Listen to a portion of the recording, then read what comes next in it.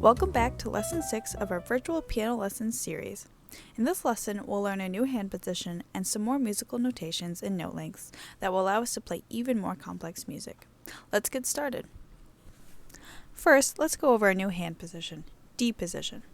Just like in C position and G position, the leftmost finger in each hand begins on the note that the position is named after. So here we begin on a D. We've seen the notes in D position many times in other hand position, but let's go over them quickly.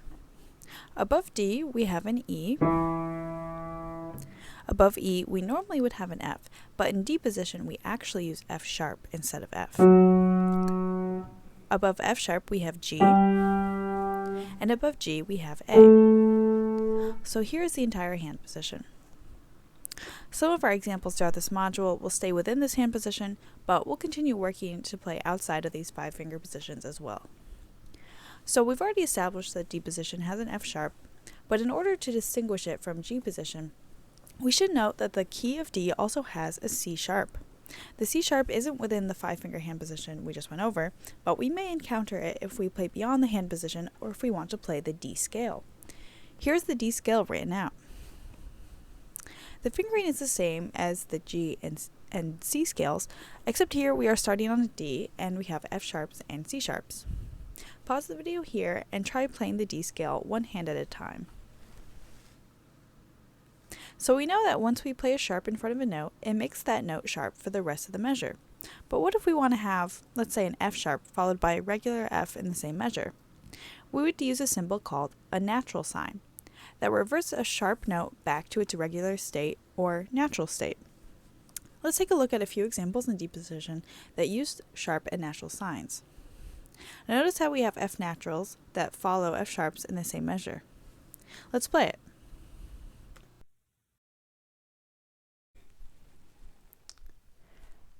One, two, ready, play. F sharp,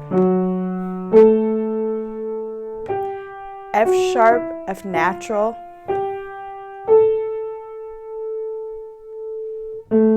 F sharp, F natural, F sharp,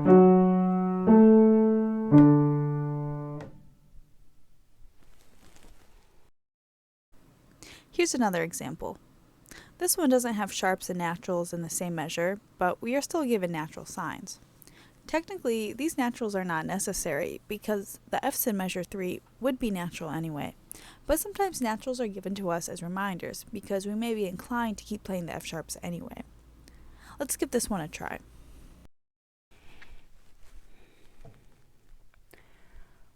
One, two, three, one, ready, play. F sharp,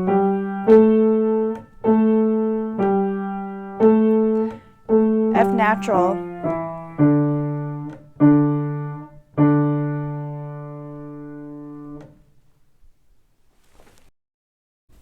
Another new concept we'll learn about today is a topic called articulation. Articulation is the style in which a note is played. There are many different types of articulations, but for now we'll learn two. First, we have a style called staccato. In staccato, we play each note separated and short. Staccato is symbolized by a dot above each note. It sounds like this.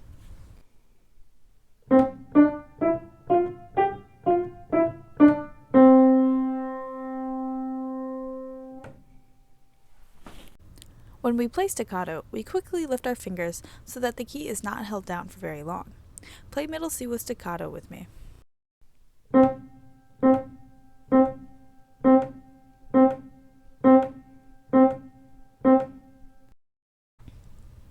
An opposite type of articulation is called legato. In legato, we play all notes smooth and connected. Legato is symbolized by a connecting line called a slur that kind of looks like a tie, but usually extends over multiple notes. It sounds like this.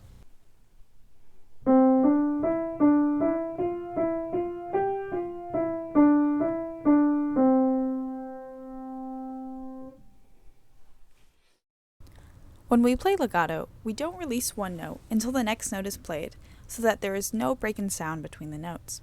Play from middle C up to G with legato with me.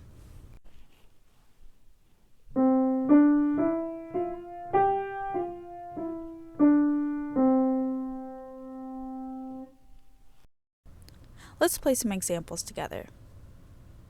Notice how all of the notes in this example have dots either above or under them, so all of the notes will be played staccato. Let's play it. 1, 2, 3, 1, ready, play.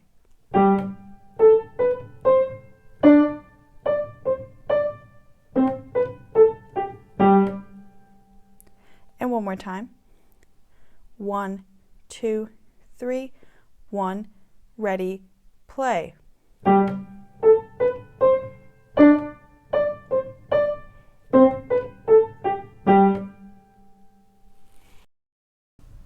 Here's another example. You can see that this exercise has groups of notes connected by slurs. This means we'll play all notes smooth and connected. Let's play it. 1, 2, ready, play.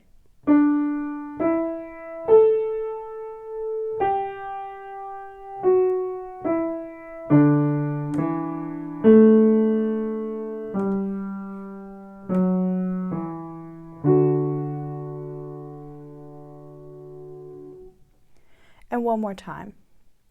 1, 2, ready, play.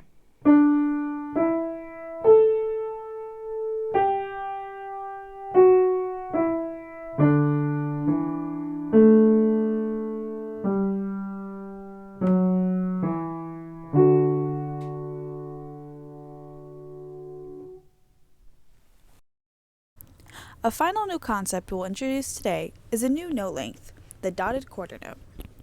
Remember that a dot extends the duration of a note 1.5 times the original note length.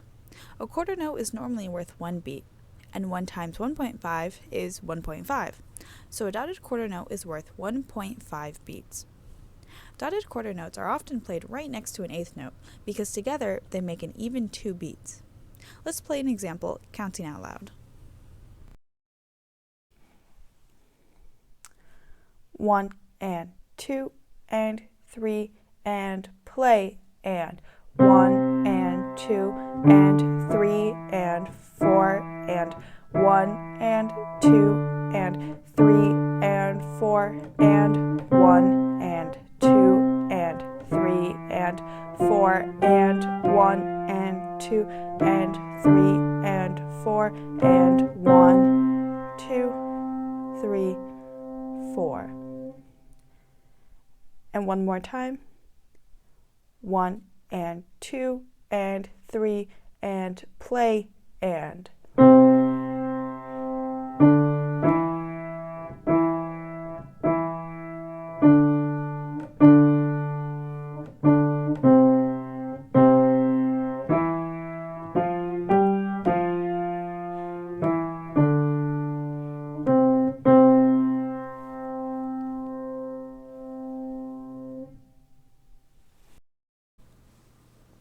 To finish up this lesson, we'll play one last example that combines everything we've learned so far.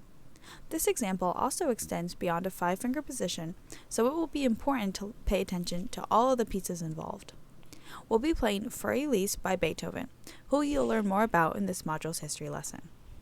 You'll see that our right hand starts with our 5th finger up on a note that we have only seen briefly, an E. Our 4th finger alternates between playing a D sharp and a D natural.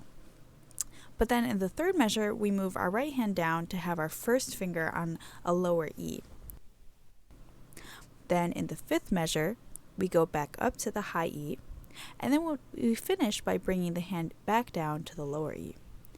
The good news is that the left hand stays in the same position, with the 5th finger on an E, although again, it is not quite a 5-finger position that we've learned so far. Keep in mind that all passages have slurs over them, meaning all notes will be smooth and connected. We're also playing at a piano level, so we will be playing softly as well. Pause the video here and practice all of these aspects, and then we'll play it together.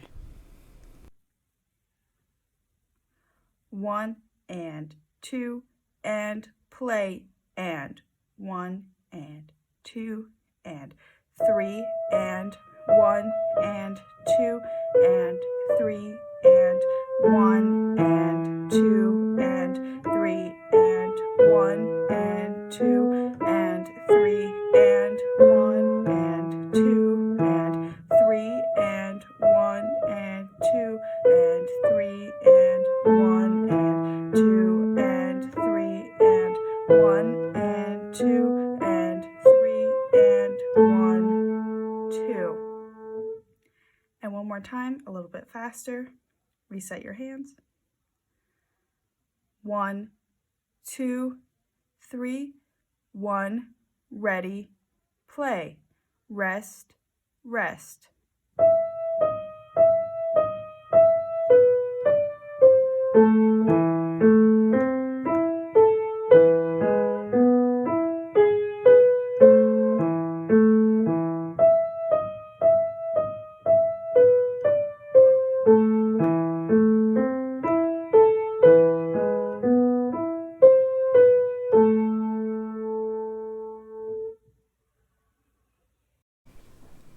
You'll need to continue using all of these new techniques in this module's practice exercises.